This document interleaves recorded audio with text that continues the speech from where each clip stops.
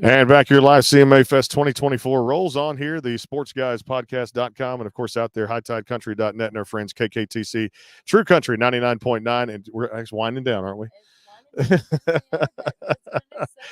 It has been exciting day two. Day three coming up tomorrow, and then we'll be at the Grand Ole Opry Sunday. Can't wait to walk through those doors and be backstage. Sunday Morning Country hosted by Brenda Lee, interviewed a lot of legends. Speaking of legends, man, let them be little. I'm learning that as a dad right now, too, as well, because my daughter's pre-K this fall, too, as well. The legend, Billy Dean. I'll just tell you some of these will be impromptu. What's going on, man?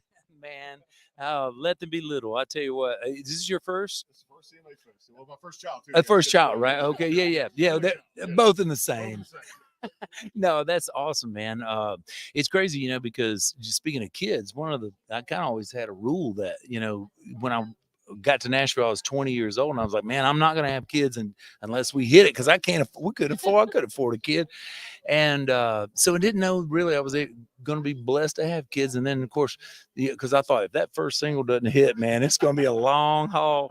And we were able to make it all work. And now I'm a grandpa.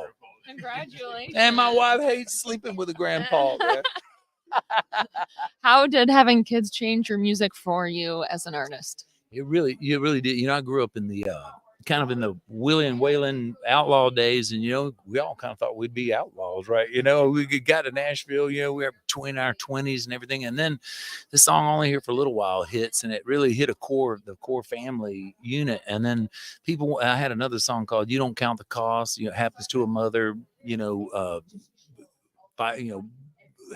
giving birth to kids. Anyway, that was getting a lot of school teachers, a lot of moms, and then I started having kids, and it was pretty natural after that. That is like, oh wow, everything dwarfs in comparison. Your career, your dreams, all of that just dwarfs when you have kids in a good way. It's like, wow, everything's kind of in perspective now. So I know you're going to appreciate this question, too, because I'm back to show my age here, but 90s Country loved it so much. Y'all did so much in that era, too. We got to see you guys last year on that tour, the 90s Country Throwback Tour with Shenandoah, good friend Marty Rabin of the show, and just good friend in general. And Wade Hayes had Wade on a few times, talked to him, too.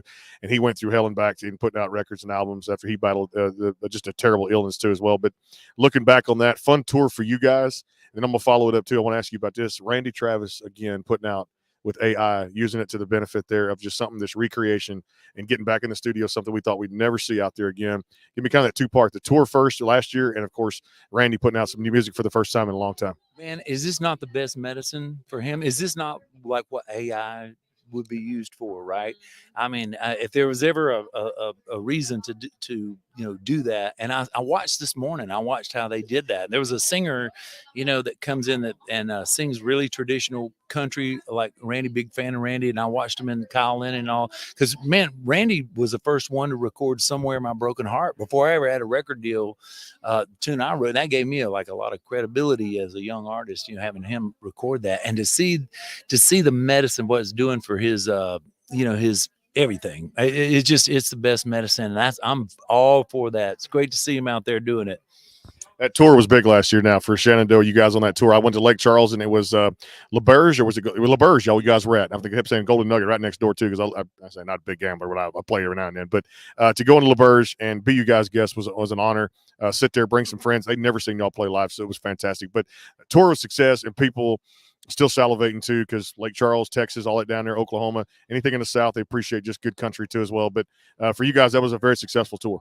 Man, Marty and I go back way before a lot of those guys. Mike, the drummer, and Donnie, all these guys, we go way back before we ever had record deals, and we've watched the ebb and flow, ups and downs, and to see them back stronger maybe than they ever were. They never really got to take their place in country music for all the other reasons a lot of people will know, and here they are back, stronger than ever, and Marty singing great, and the band sounding great, man, and it's helped all our individual careers. Wade and I have done some stuff together. Wade's doing more band shows. I'm doing more band shows. So it's helped everybody's boat float a little bit. And it's great to see people still interested in the 90s country music, Yeah, you've had obviously a very incredible career. What advice would you give to a new artist of today? I would work on being an entertainer. I would work, and it may be that it's not just it's not a singing contest. It's not a beauty contest.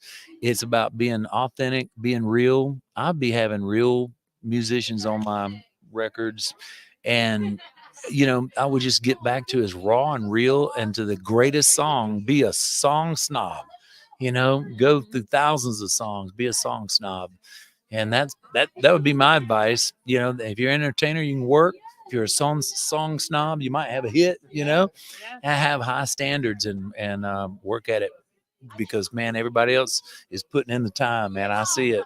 They're doing 2 and 3 writes a day. I'm like, oh my gosh.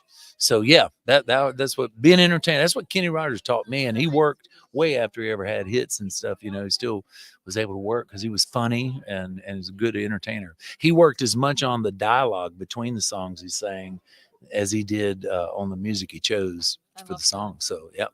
This town is so enriched to great singers, but also I'm gonna pay a tribute here, as I do on the show a lot, to the great songwriters. I mean, this is some of them just behind the scenes, write the song, do their thing, and again, just create something from magic, something from nothing, and just have the ideas and put this down. Give a credit to the songwriters, because this town is rich. I saw where on the ACM Awards, and the name's escaping me, but of course Dean Dillon was successful for the many of the George Strait hits, but his daughter actually won an ACM for Songwriter of the Year. I heard her first name escaping me, but I can't remember. But just the work that these artists, these songwriters do to make these artists successful, and they don't really take a lot of credit. It's just a matter of putting out a great hit. Talk about that, because you were a part of that 2 decades or more of great songwriters, and even today, it's like people are moving here to write songs. You do, you make a transition from writing appointments to the fact that you're writing 24/7. You're always, if you're saying something in your phone, for 30 seconds, you're writing. It's staying in that observant side of your brain, going, man, with that scene, is that a song there? Is that, because you're looking at it's a different part of your perspective. You got to look through the lens through, and not wait till you got a writing appointment and walk in and open your notebook and go, okay, we're going to write these titles of this. I think it's, you study it all day, every day, just human behavior, and you look for different ways, I think, to relate to that kind of stuff, so we had a song idea the other day. We started writing, and I'm from the Panhandle, Florida, and I said, and everywhere down there you see local honey on the local honey. I'm eating local honey. I thought, ooh, local honey. What if it wasn't honey? There's a local girl. I've seen local honey all my life down there, and I never didn't even dawn on me that could be a song idea until that. So anyway, that's just always looking out of that eye of the songwriter brain. That's what I do. It's not very fun sometimes living there. Then sometimes you got to get away from it. But thank y'all for having me. Let me ramble on. I know you got, and good luck with your career. Oh, thank you so much. Yeah, no, it's amazing to hear you speak and your career and your advice. It means a lot to me. And we were talking earlier about how you moved back to Florida, and it means a lot to us to have you on the show. And what is day in the life looking like these days? You'd be surprised. You really would. So I'm 62 years old, and and my wife, thank you. And my wife's 53, and we're big Call of Duty gamers. We'll play 4 hours a day. If these people knew they were getting their butts whipped by grandma, it would be so embarrassing. She beats me every time. And I still I have a need for speed. So I have these 4-wheelers. They're kind of racing 4-wheelers. So, and we have a big forest, 60-mile forest. And man, I just open that thing. I like to go fast. I like to get up there and do that. And then kayak fish. I live on an island, so we spend a lot of time kind of gathering food a little bit, getting some fresh seafood and things like that, just to keep exercising, I'll tell you what, if people had to go back foraging for their own food, you wouldn't have the energy to worry about anything what anybody else was doing at the end of the day. You'd be getting up with the sun, and you'd be going to bed with the sun.